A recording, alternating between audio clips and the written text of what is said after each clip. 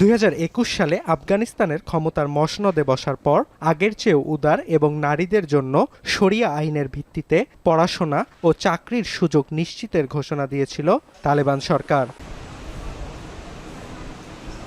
কিন্তু 4 বছরেরও বেশি সময় ধরে আফগানিস্তানে নারীদের শিক্ষা, কর্মসংস্থান সহ বিভিন্ন নাগরিক অধিকার খর্ব করতে একের পর এক বিতর্কিত নিয়ম জারি করে তালেবান সরকার। ক্ষমতায় বসে ষষ্ঠ শ্রেণীর পর মেয়েদের স্কুলে যাওয়া বন্ধ, নারীদের সরকারি ও এনজিও চাকরি থেকে বিরত রাখতে বেতন হ্রাস ও দূরপাল্লা যাত্রার ক্ষেত্রে আবশ্যক পুরুষ অভিভাবক সঙ্গে রাখা সহ একাধিক বৈষম্যমূলক নিয়ম বসায় শাসক দল।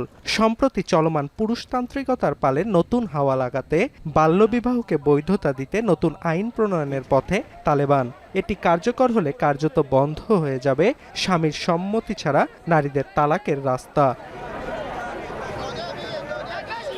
নারীদের নিয়ে তালেবানের নীতিগুলোর বিরুদ্ধে শুরু থেকেই সমালোচনায় সরব জাতিসংঘ সহ একাধিক আন্তর্জাতিক সংস্থা।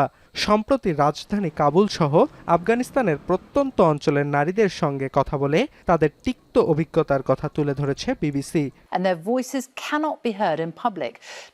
গণমাধ্যমটি বলছে অন্যান্য আর 5-10 জনের মতো দেশটির নারীদেরও ইচ্ছে ছিল চিকিৎসক, প্রকৌশলী বা অন্যান্য বড় পেশায় কেরিয়ার গঠনের, কিন্তু প্রাথমিকের পর শিক্ষার পথ বন্ধ হয়ে যাওয়ায় দেশটিতে ভবিষ্যতে এসব পেশায় কোনো নারী মুখ দেখা যাবে না।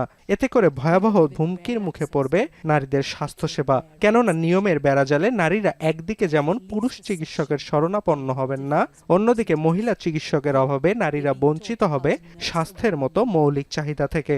এছাড়াও বিবিসি বলছে দমবদ্ধ হওয়া পুরুষতন্ত্রের শিকল থেকে বাঁচতে যেসব নারী উচ্চশিক্ষার জন্য বিদেশে যেতে চায় তা বন্ধ করতে স্টুডেন্ট ভিসা ও বিভিন্ন স্কিমের ওপর বিধিনিষেধ বসায় তালেবান সরকার। If we go out, we're scared. If we take a bus or remove our masks, we're scared. If we speak louder, we're scared. There's so much fear and stress. আর যেসব নারী তালেবানের নীতির বিপক্ষে যায় তাদের ওপর নেমে আসে নারকীয় যন্ত্রণা। The Taliban beat me and dragged me into a vehicle saying, "Why are you acting against us?" জাতিসংঘের একটি সাম্প্রতিক জরিপ বলছে 2021 সালের পর আফগানিস্তানে 10 লাখেরও বেশি নারী প্রাথমিক পরবর্তী শিক্ষা থেকে বঞ্চিত হচ্ছে।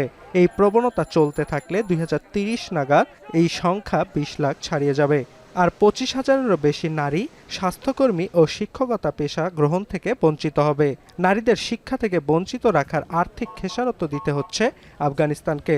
ইউনেস্কো বলছে প্রতি বছর $84 মিলিয়ন অর্থনৈতিক ক্ষতির সম্মুখীন হচ্ছে দেশটি, যা সামনের বছরগুলোতে আরও বাড়বে।